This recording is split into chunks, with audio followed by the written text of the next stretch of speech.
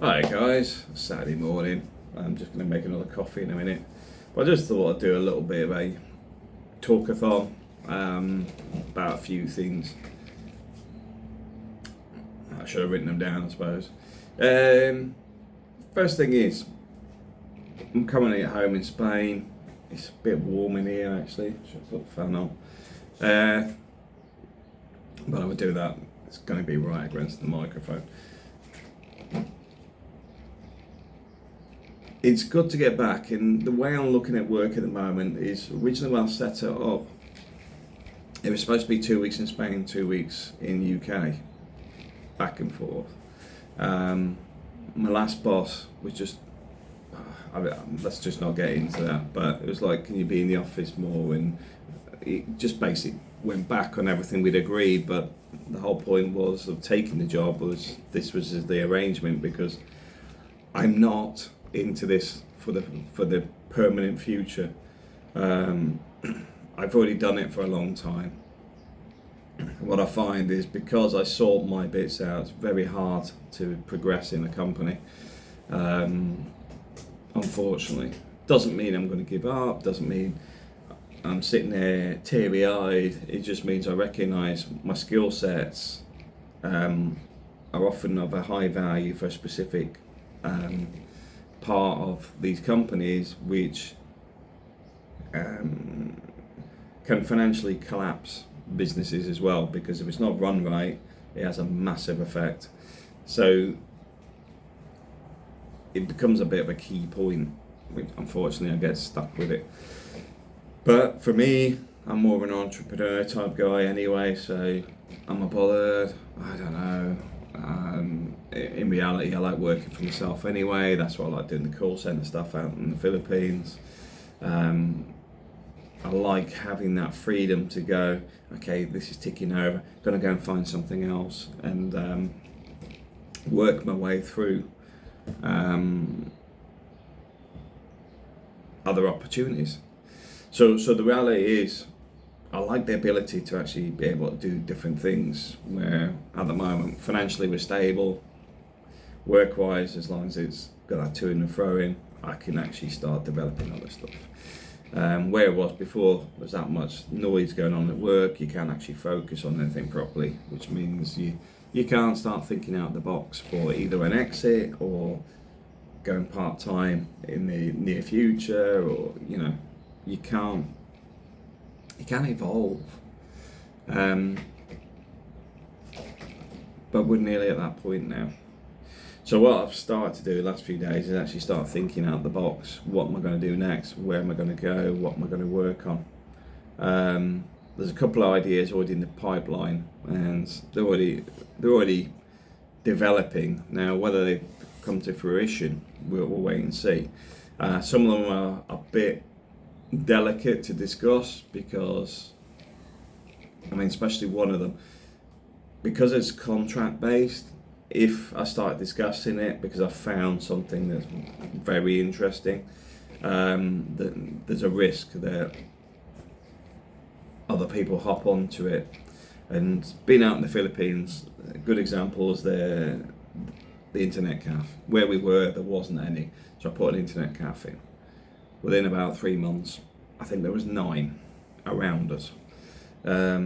That's very common in the Philippines. If somebody's selling mangoes, oh, they're selling mango, I'll go and sit next to them and sell mangoes. Don't know why. They don't think I'll sell apples or pears, we'll make a market of it. They normally end up selling the same stuff. But this is why I sort of like working on these things at the minute. They're a bit sensitive. Once it evolves to a business, that's why I'll discuss it, because it's just a bit sensitive, and it's not a case of you'll suddenly jump in and do better. It's just a case of, if you end up with about 20 people jumping in trying to do the same thing, just devalues everything. And when you're in the development phase, you're already losing money because you have to invest time and possibly some cash to get it rolling. And if everybody's doing that, your ROI is being eaten away before the first product's sold. So we'll see. yeah, it's interesting times. I mean, I'm seeing a lot of this stuff around France being the protests and stuff around pensions. So I already written my pension off in the UK. You know, let's face it, they've already spent my money before I earned it. Is that going to improve? Is that going to be there when I retire? Your guess is as good as mine. The UK economy is still doing this, spiraling down. It's not improving. It's actually got worse under the current government and the last governments. Let's face it, the UK's end of empire. It hasn't improved beyond its banking sector, because the whole basis of money in the UK is when it went off and basically set up all these other banking systems. You know, whether it's tax havens or offshore banking where nobody really understands whose accounts are doing what. There's a lot of money moving around. That's why the economy was more financially based than anything else, because it definitely doesn't produce in farming. As Jeremy Clarkson will tell you, wasting your time. Because it just doesn't. It's not that farming's wrong. It's the fact that the pricing's all out, because you've got bigger areas that are farming in Europe. You've also got the other issue that when you start to make bigger farms, you cause soil erosion by taking down all the trees and stuff that separate farmers' fields. So it's a strange environment to work in. So farming's obviously not doing anything. The other side of things like industrial development, not as big as it used to be, and every year it sort of whittles away. I mean, a lot of that sort of eroded with the EU as well, because if you're a Polish injection moulder and you can see just doing that all day with little things shooting out, but I don't know, whatever you're making, you can do it in Poland cheaper. You just need the machine and learn how to program it, which you're learning free of charge in the UK. So the point is, you got a lot of tiny little industries that basically moved. I remember guys that did bun feet. I haven't got anything to give you an example, but basically it looks like a hamburger and it's just made out of pine. They used to do those, and the pieces of wood that go around the bottom of furniture and picture frames, and all very, very cheap bits of pine. And they moved in the 90s to, I think it was Estonia. They moved the entire plant over to Estonia. And obviously, a lot of the timber that we normally use at the moment would normally come from Ukraine, legally or illegally. So you can understand that being in Europe, the costs, A, the taxes are cheaper, but B, production costs were far cheaper. And they said it was at that time, this is in the 90s, it's the only way they could still function as a business was to move the entire company. So what's my point? Well, the point is, you got two sets of opportunities there. Fact is, there's gaps in the markets. A lot of business has been forced out because of the COVID. Hospitality, for example, it took a hammering, but at the same time, I've got to admit, we're paying about €90 a meal now lately, and I'm getting to the point of going, I'm not happy paying that. You know, it's too expensive. And it's not because I can't afford it, it's just the fact is, I don't want to be spending that on, you know, I'd rather be building up my pension fund. You know, cut back on it. If I'm cutting back, then the economies have got a problem because I eat out a lot. And if I'm stopping to do it, it will have a knock-on effect, because lots of people like me, which have a fairly good disposable income, if they're starting to throttle it back, it has a bigger effect in the economy. And I haven't switched off because, like, during COVID, whatever, I was actually doing it more to try and help promote, support some of the smaller companies out there. So there's opportunity, but I wouldn't go into hospitality, that's for sure.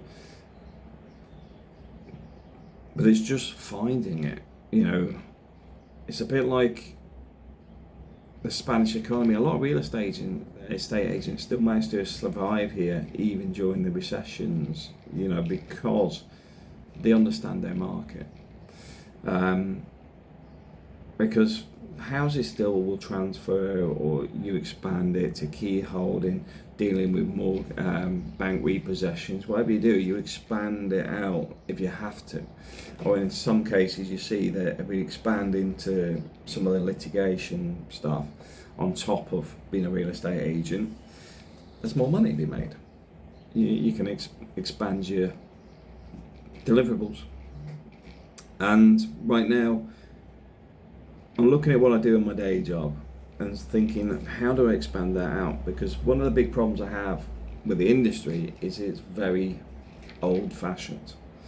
They're still working on, like I say, still a lot of the industry likes to see people in the office, even though they don't need to be there. And I've seen a bizarrely a TikTok yesterday where somebody was on about, there's a CEO going, "Oh, good to get you back in the office.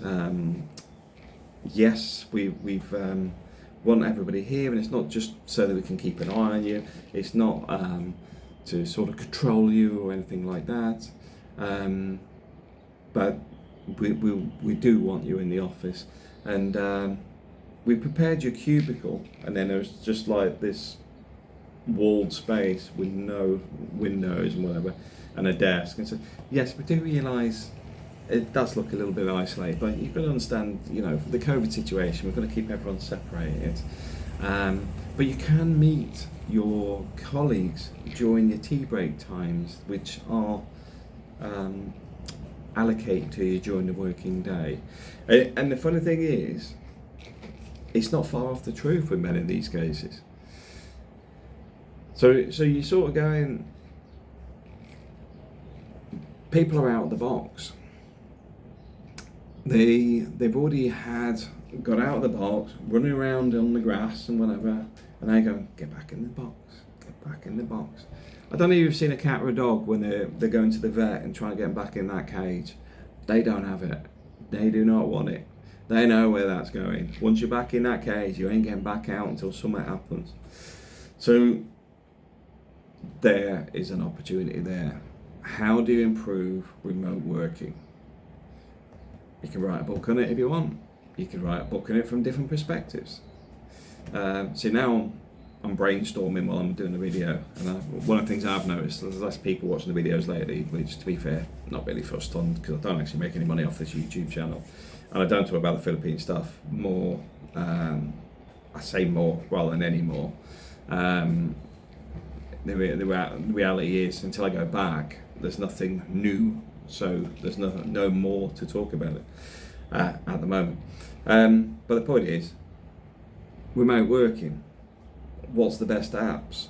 Well, how do you do it as a CEO? How do you do it if you like to maintain contact with people? How do you do it as a parent? How do you do it as someone who likes an office atmosphere? There's so many spin-offs just in that I've literally just made up on the spot. But the point being is, remote working is a reality. So what products are worth buying? What's worth looking into? You get all these silly apps. I see them come up on YouTube, and you're going, it's like, oh, this app sorts your day out. You just put in all your tasks. Yeah, I've got this thing called a pen and paper. I write all my tasks for the day down, and I just tick them off. So, I'm not going to pay whatever, £5 a month, whatever, for something to tell me something that I could do on pen and paper. And guess what? I can take that anywhere. I don't have to rely on the Wi-Fi. Some of the stuff is just junk out there, and some of it I get. It's not your task that you need to organise. That's where they've missold this. You need to organise other people's tasks, because if you're a CEO or a manager, half your battle is making sure that the people below you are actually doing what's needed. So you have to set objectives. There you go, better product. So that's the sort of stuff that's going on in my head at the minute, is where are these opportunities? Like remote working, massive one there. You could be selling remote working desks where you actually work out how to maximize the minimum space. You know, for example, the desk I've got here is huge, and I've got 2 monitors here, but if somebody's got a small box room, which in the UK is just a small room, that's why it's the box, or people just store the boxes in, it's one of the two, because it's a small room, it's almost impractical, you can just about get a bed in it. But the fact is, you may have other like 20 desk options that you can sell. There's so many different parts of that. What's the tax incentives for remote working? You know, can you charge back for your electricity or anything else? What's the legalities for companies, individuals? These are just this is just a very small example of what goes through my head in a day. There is entities there, well, there's opportunities. It's the same as with this whole Brexit piece. The UK's cut itself off pretty much from Europe. Now, the Iceland, where we are, Iceland overseas, was expensive anyway, because a lot of it's UK imported stuff. I don't know why people import bread, really don't. It's just mad. I mean, there's fresh bread pretty much everywhere here. And so why would you want some frozen bread that's made by a factory with about 40 ingredients when you only need, I think, 5?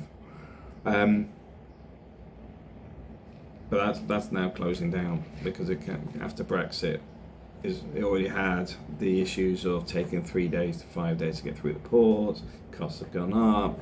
UK costs have gone up with the energy, allegedly. I say allegedly because the energy price has got no real reason to be going up the way it is.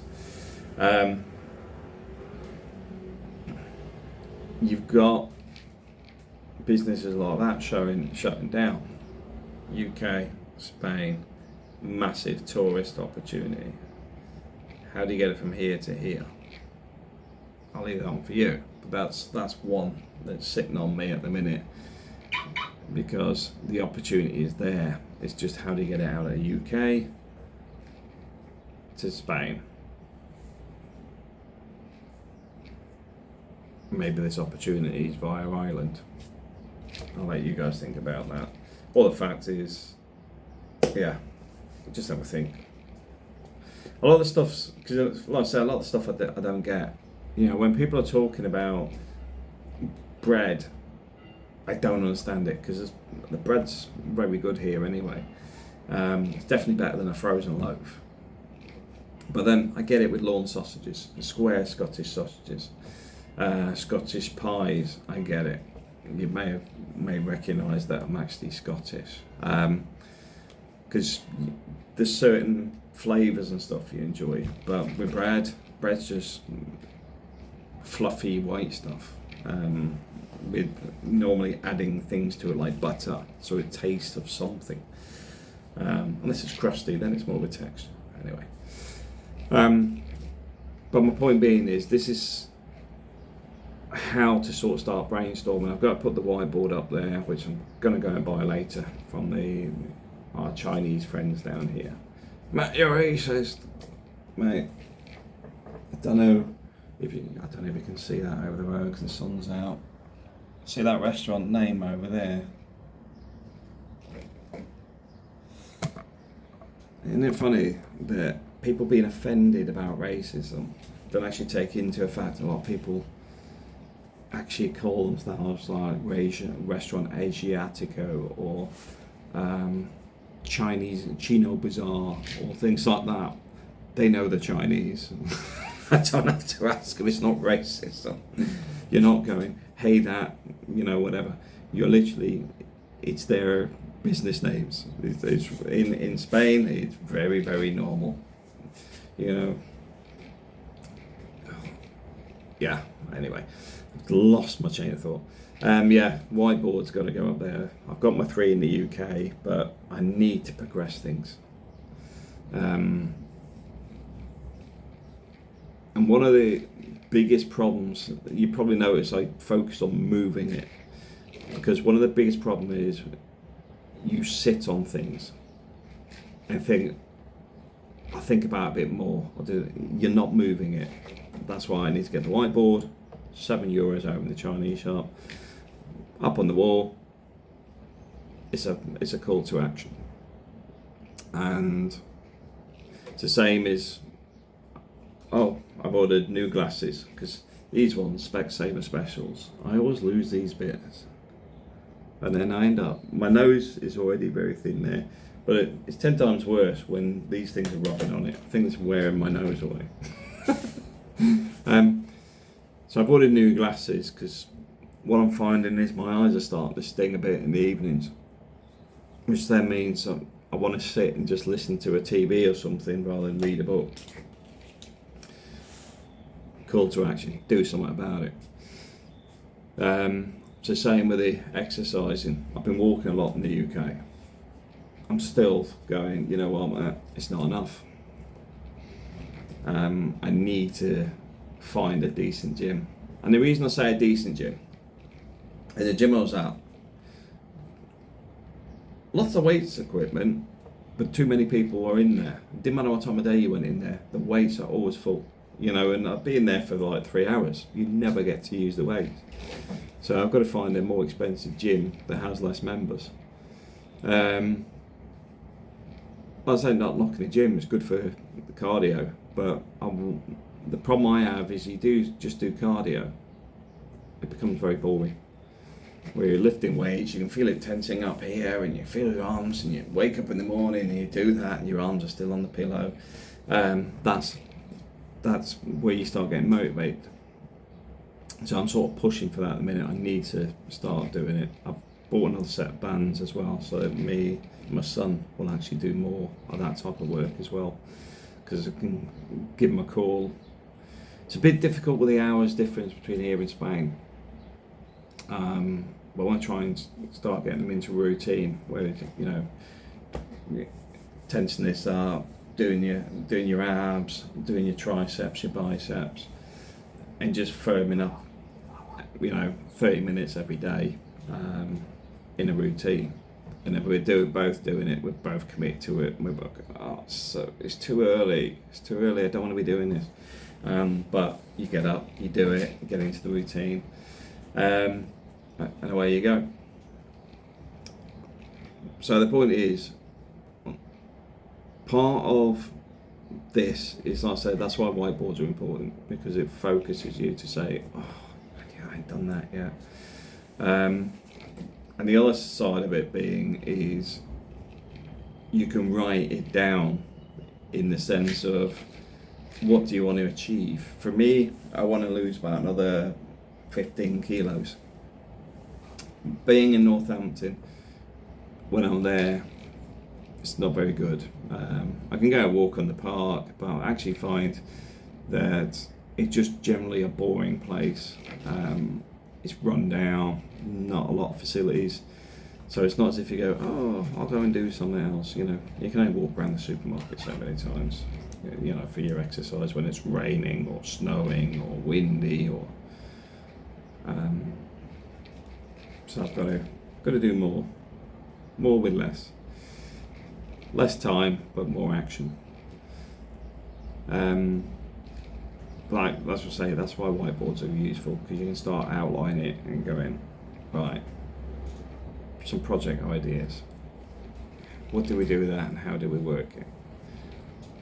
Okay, How do we improve our exercise? Okay. How to increase our investment fund? At the moment, the fund's at, I think, £3,500 to £4,000, which isn't bad in, 2 months? But I find there's a trigger point at about 10,000 where like the ISA interest seems to double. So firstly, on the ISA front, the opportunity to double. So I need to get that to 10k as quick as I can.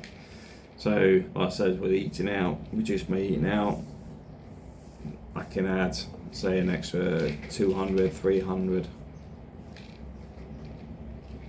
maybe even 400 a month to that investment. Because my sort of trigger for me is at $250,000, because at $250,000 I think I can work that money enough to push myself down the route of not retirement, but probably more working the fund in different ways. And it sounds a lot, but it's not. It's not. I think for the average Brit, for a decent standard of living, their pension fund currently, if you're over 40, 45, you probably need 2 million in your pension pot. Sounds a lot, doesn't it? It is a bloody lot. But you look at the inflation and relate to standard of living, whatever, that's the sort of money you're looking at to stay at the same lifestyle you've got now. That's why when people retire, they cut back on a lot of stuff, because they haven't got enough in the pot to maintain where they are, maintain their lifestyle. Now, if you're younger, this will make, I recommend getting as much into a fund as you can. Now, I'd say if it's under 10k, get something that's got some direct access, because you may see a better opportunity somewhere and move it and then move it back. That's how I normally build up funds quite quick, because I see an opportunity, because I used to do it all the time, you know. It's like even going back years when I was much younger, still at school, I used to go to Birmingham to buy floppy disks, because I knew a specific shop that had floppy disks. I could get, I think, for 35 pence each, and I'd sell them for £1 each. And going on the train to Birmingham from Worcester was £1 on the train on the weekend. So the point is, you go up there and you buy as many as you can. By Tuesday, I'd sold them all, and then I'd do the same again on the Saturday. So your return on investment on that is probably 3 to 4 times. So yeah, if you're getting 200, 300% over a week, why are you going to not do that over something that's 4% a year?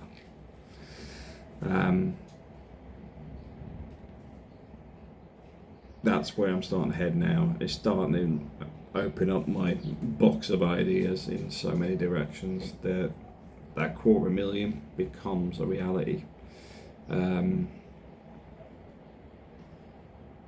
Don't get me wrong, I think I've already got, this is separate though, I think it's about 50,000 in pension funds anyway, not including the state one.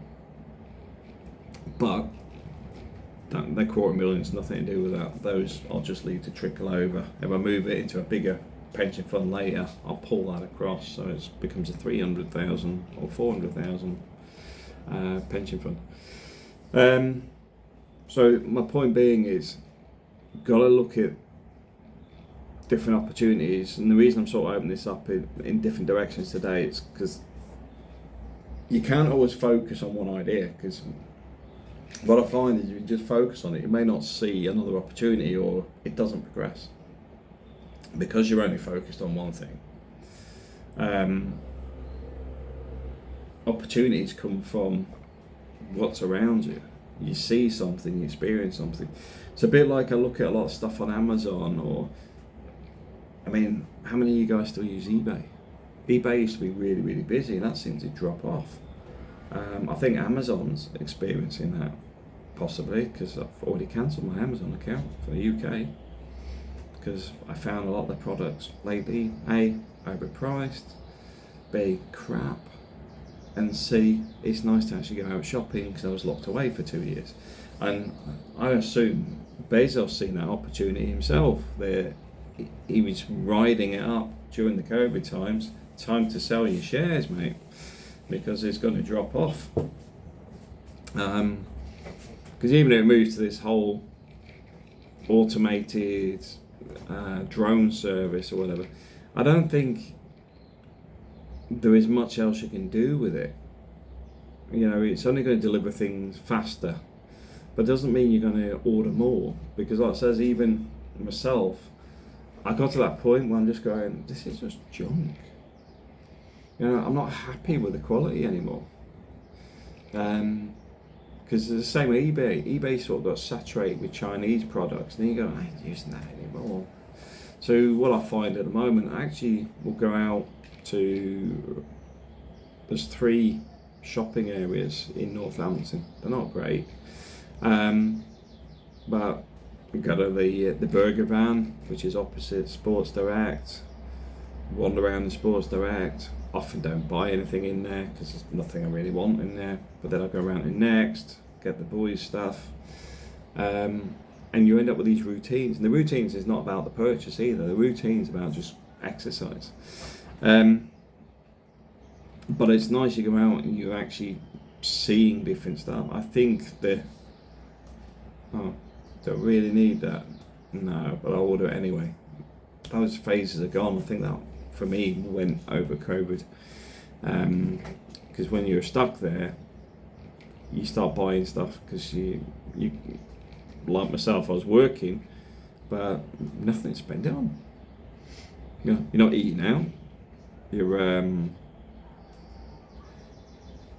everyone else is sort of locked away. All your friends, in many cases, were avoiding people because they're worried about catching COVID, because a lot of my friends have got bad health. So you sort of going, okay, I'll buy some crap off Amazon. Now, I think that, like I said, I think that ship has sailed. I don't think it's going to can change much on that. They may change some of their product ranges, but I don't think it's got much more to offer, because I think they've oversold it. It's been saturated. You know, it's a bit like I was listening to old Alexa in the corner telling me I can get music for $4.99, and I'm like, I don't want it. I've got my playlists on my phone. They've still got HMV in Northampton, so I can even go and get vinyl and stuff. I actually want real music. I want the vinyl. I want to hear the as you're loading it up, because I don't need a $4.99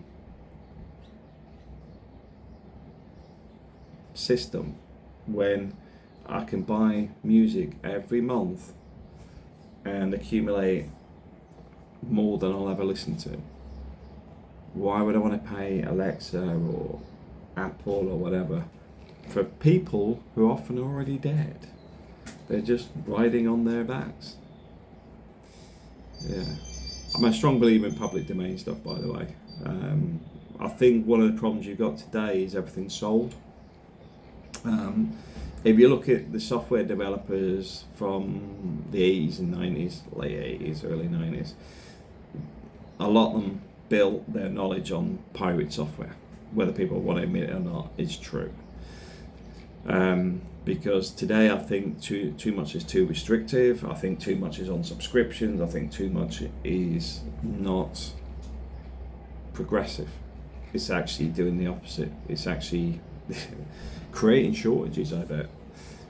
Because people that were, I don't know, into Photoshop and stuff can't afford it, so don't have it.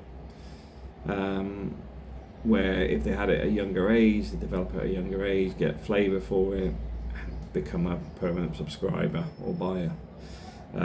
But since they move all this to this $19.99 a month, I don't buy any of that. No. Amazon was only on the deliveries, and like I said, I'm not ordering anything, so I don't need it anymore. So something's changing, and I don't think it'd just be me. But the whole point, the reason I'm sort of bringing it up, there must be an opportunity in there, because like I said, myself, I want to go out to the high streets more. I want to go experience different shopping. Thinking of going on the train up to Birmingham to go shopping and all that sort of stuff that sort of goes back to where I was in the early 90s. So something's altering. Now, I don't know if you guys have experienced the same. It'd be interesting to see what your thoughts are.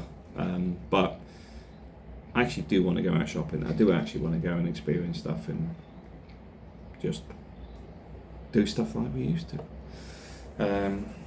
But anyway, guys, yeah, not a lot to update at the minute, but like I said, I just thought I'd share some of my thought processes. I'm not going to get into the he, she, there. All I would say with these people that are arguing online, because they keep going far left, far right. I have to admit, the guys on the what they deem as far right are not. I would say often aren't far right. I'd actually say they're often people with religion. They're often people with an educated background. And you'll hear this side shouting and arguing, where on this side it seems to be more like, right, you're telling me you're a woman. What is a woman? And you know, it's a simple thing. And then this is all happening over this side. And you're like, they've got them on the ropes, because this is becoming very obvious. It doesn't make any sense. So I think they found the opportunity here, and I know who was it was talking about this? The guy from QI, Stephen Fry, about how the left has created this problem themselves because they've taken out the common sense. And he's right. You know, this side doesn't need to do anything, and all the middle is just going, I don't want to hear it anymore, not interested. So all you've got is this flappy bit around here where all this is starting to move on. I don't think this movement's getting any bigger. Let's face it, the riots in France are a lot bigger. And they're trying to quell the media stuff around that, because that could spill over to a much bigger thing. Let's be honest, pensions is a very small part, same as the NHS stuff in the UK. The reality is the cost of living is out of control in the UK, and my personal view is government corruption, it's manipulation, and ultimately it's a failed government.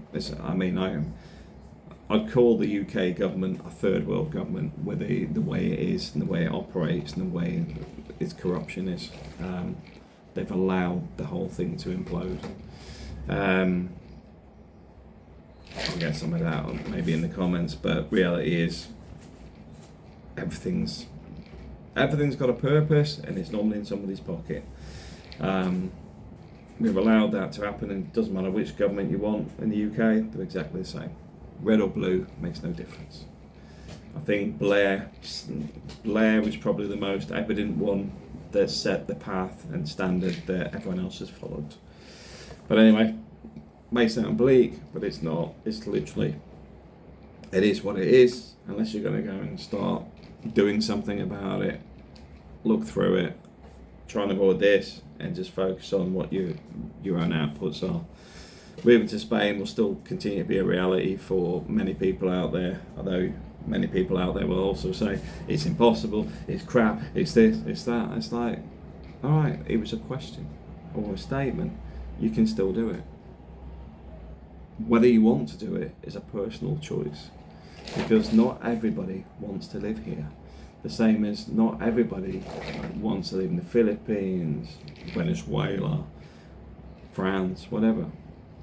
It's a personal thing of what you want to be, where you want to be, what you like, up to you. For me, I love it here. Food's good, people are friendly, location's great, weather's fantastic. Hard bit's making money, which is the bit we're working on. Thanks for watching.